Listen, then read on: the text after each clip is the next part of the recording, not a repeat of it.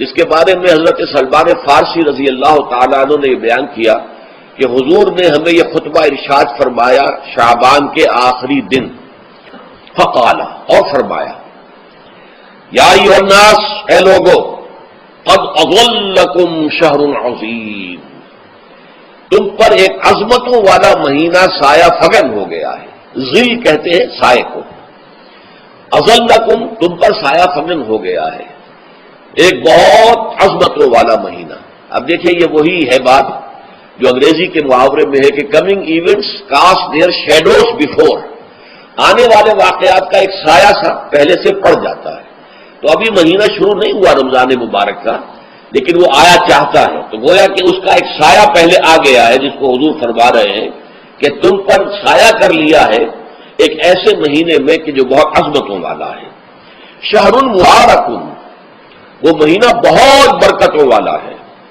شہر فیہ لیلۃ خیر من الف شہر، یہ وہ مہینہ ہے کہ جس میں ایک رات وہ بھی ہے کہ جو 1000 مہینوں سے افضل ہے۔ اور یہ ظاہر بات ہے قرآن مجید کی صورت ہے مکمل، انا انزلناہ فی لیلۃ القدر وما ادراک ما لیلۃ القدر لیلۃ القدر خیر من الف شہر، اس کی طرف اشارہ ہے۔ اب اس کے بعد جو جملہ ہے جعل اللہ صیامہ فریضۃ، اللہ نے اس مہینے کا روزہ رکھنا فرض قرار دے دیا ہے۔ وہ قیام لیلہ، ایک تو قیام اللیل کے لفظ پر غور کیجیے، اور اس کی راتوں کے دوران کھڑے رہنے کو تطوعاً آزاد مرضی پر چھوڑ دیا ہے۔ کتب علیکم الصیام کما کتب علی الذین من قبلکم لعلکم تتقون، تاکہ تمہارے اندر تقوی پیدا ہو جائے۔ اب یہ ہے حکمت صوم کی پہلی آیت۔ تقوی کسے کہتے ہیں؟ بچنا۔ کس چیز سے بچنا؟ اللہ نے جو چیزیں حرام کی ان سے بچنا، اللہ کے احکام کو توڑنے سے بچنا۔ جب رمضان کا مہینہ وہ ہے کہ جس میں قرآن نازل کیا گیا، اب جو شخص بھی اس مہینے کو پائے اس پر لازم ہے کہ اس کے روزے رکھے۔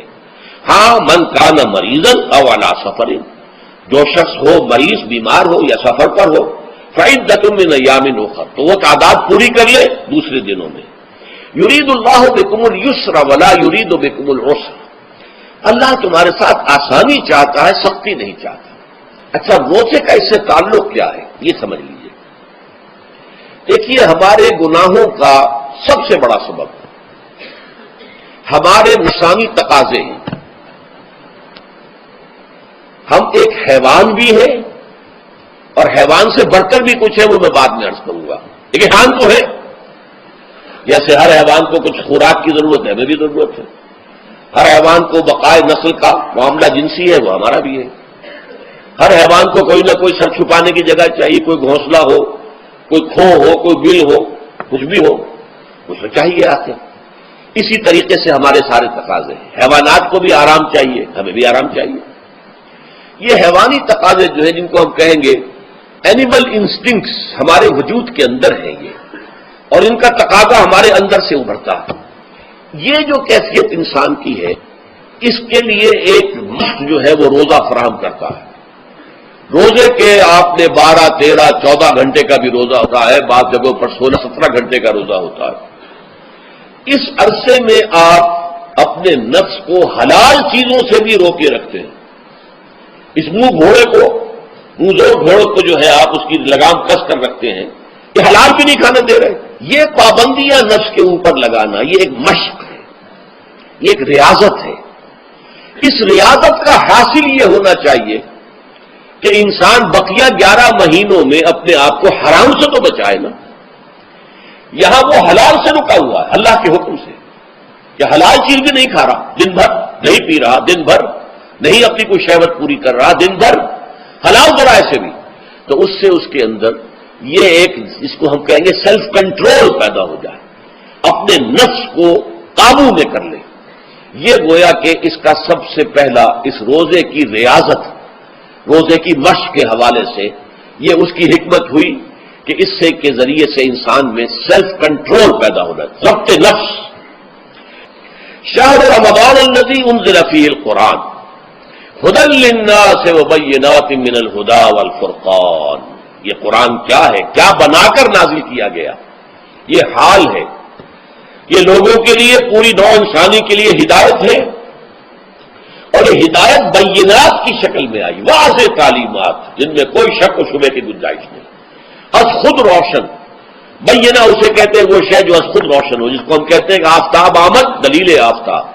جب سورج طلوع ہو گیا تو اپنے وجود پر وہ خود دلیل ہے، اسے کسی اور دلیل سے ثابت کرنے کی ضرورت نہیں ہے، از خود واضح۔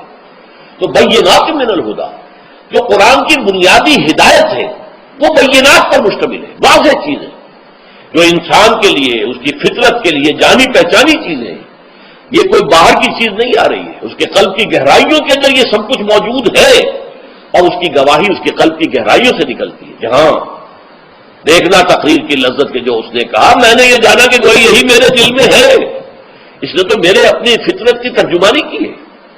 والفرقان، بینات من الہدیٰ والفرقان، یہ بینات کا اطلاق فرقان پر بھی ہو رہا ہے، حق و باطل کے اندر فرق کر دینے والی شے۔ بین صورت میں یہ حق ہے، یہ باطل ہے، یہ جائز ہے، یہ ناجائز ہے، یہ غلط ہے، یہ صحیح ہے۔ یہ ہے قرآن مجید کی عظمت کا بیان۔ ان رسول اللہ صلی اللہ علیہ وسلم قال، کہ اللہ کے رسول صلی اللہ علیہ وسلم نے فرمایا، الصیام والقرآن یشفعان للعبد، روزہ اور قرآن بندے کے حق میں شفاعت کریں گے۔